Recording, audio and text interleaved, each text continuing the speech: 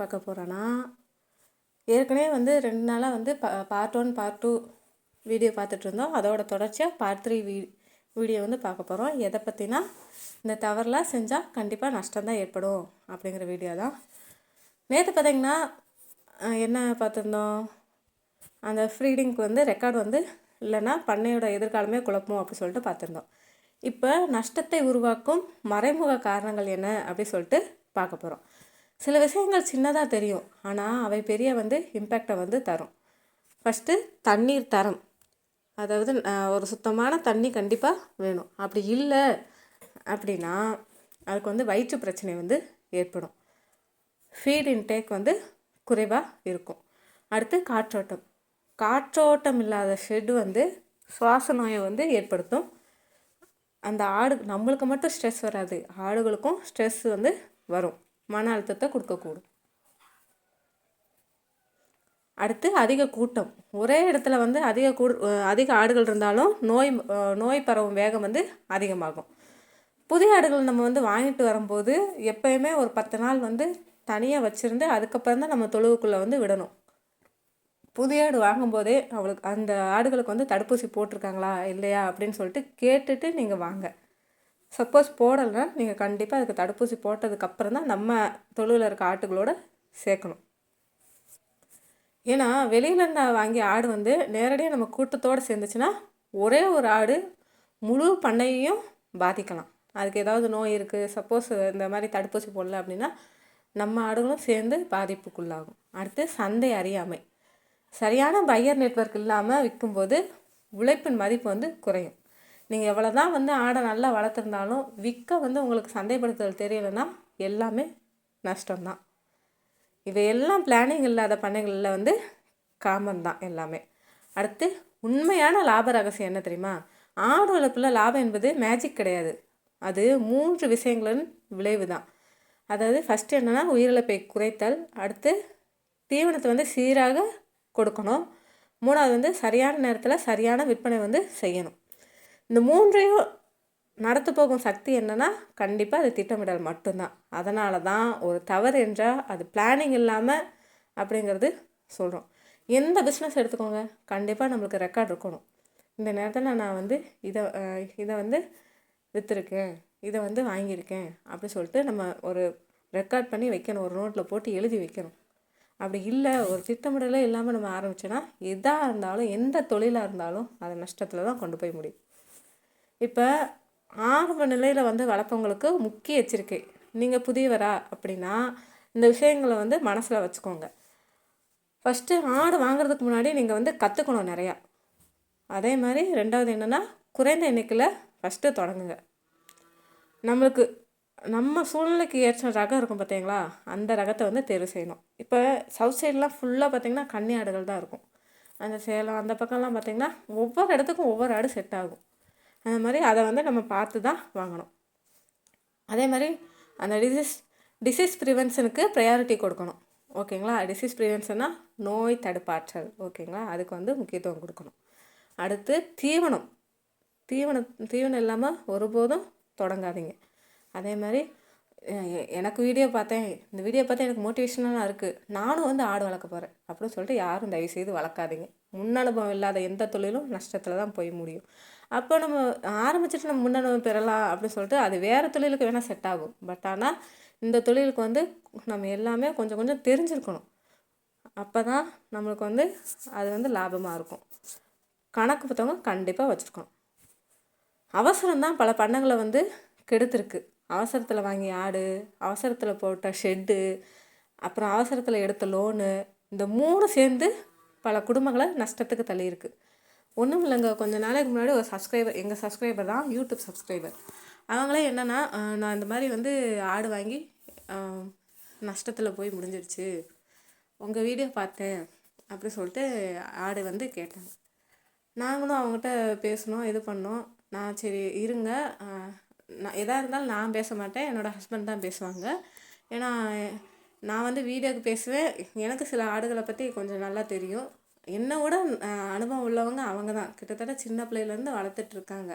அதனால் அவங்க தான் வந்து யார் நீங்கள் ஆடு வாங்குறதாகட்டும் இல்லை விற்கணும் அப்படின்னு நீங்கள் நினச்சாலும் அவங்க நம்பரை தான் நான் உங்களுக்கு எல்லாருக்குமே கொடுத்துட்ருக்கேன்.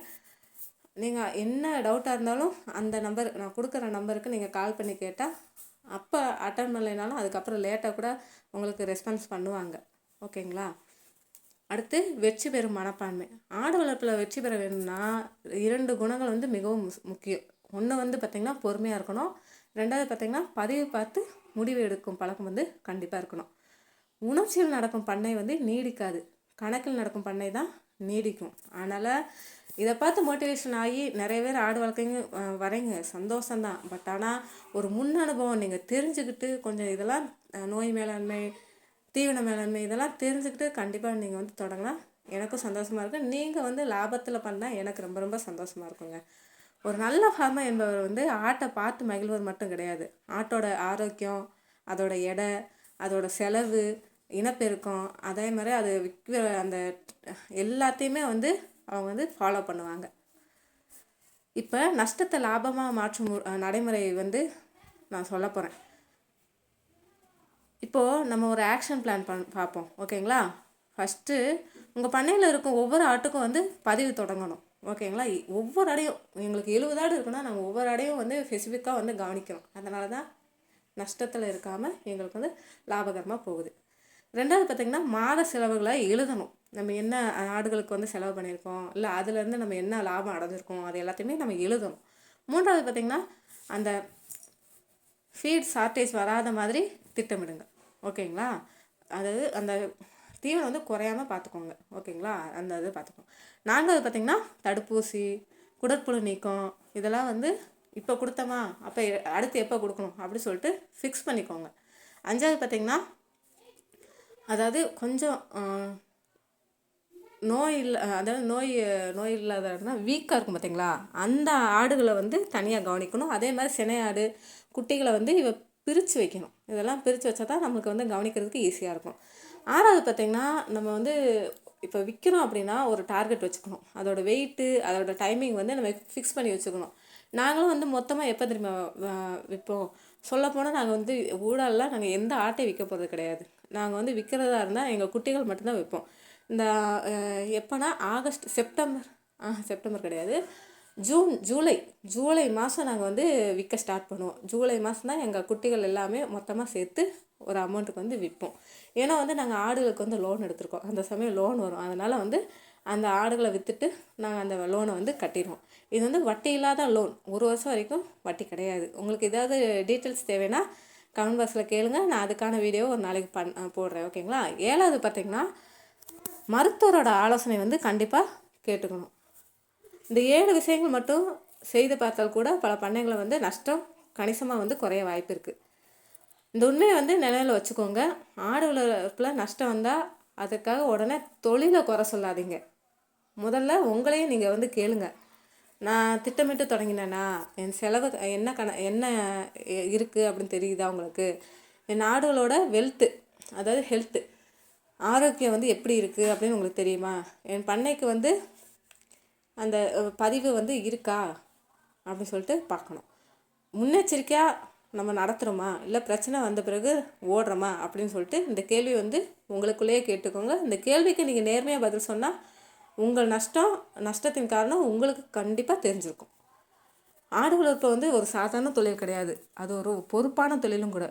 உயிர்களை பராமரித்து வருமானம் பெறும் தொழில். ஓகேங்களா? இதில் லாபம் பெறலாம், நிலையான வருமானம் வந்து பெறலாம், குடும்பத்தை வந்து முன்னேற்றலாம். சிறிய அளவில் தொடங்கி பெரிய பண்ணை வந்து உருவாக்குறதுக்கு அடிப்படை தளம்னு கூட சொல்லலாம்.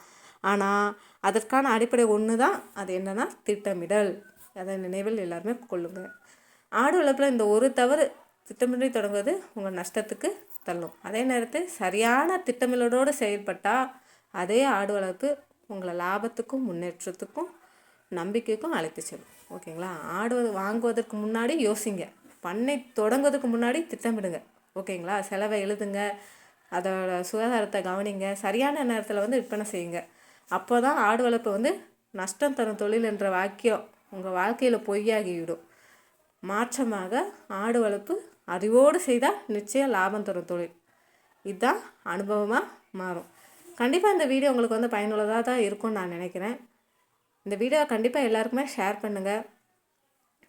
இது வந்து உங்கள் உழைப்பு இல்லாததுனால தான் நிறைய பேர் நஷ்டத்துக்கு போய் முடியுது. அதனால் கண்டிப்பாக வந்து இது எல்லாமே ஃபாலோ பண்ணுங்கள். உங்கள் நஷ்டங்கிற பேச்சுக்கே இடமில்லை. கண்டிப்பாக லாபம் தான் எல்லாருக்கும் கிடைக்கும். அடுத்த வீடியோவில் ஆடு வளர்ப்பு லாபம் தரு மற்றொரு வீடியோவில் சந்திப்போம். உங்களுக்கு எதாவது டவுட் இருந்தால் கமெண்ட் பாக்ஸில் கமெண்ட் பண்ணுங்கள். வேறு ஏதாவது வீடியோ போகணும் நீங்கள் நினச்சினாங்களும் அதை கமெண்ட் பாக்ஸில் கமெண்ட் பண்ணுங்கள். நாளைக்கு பார்க்கலாம்.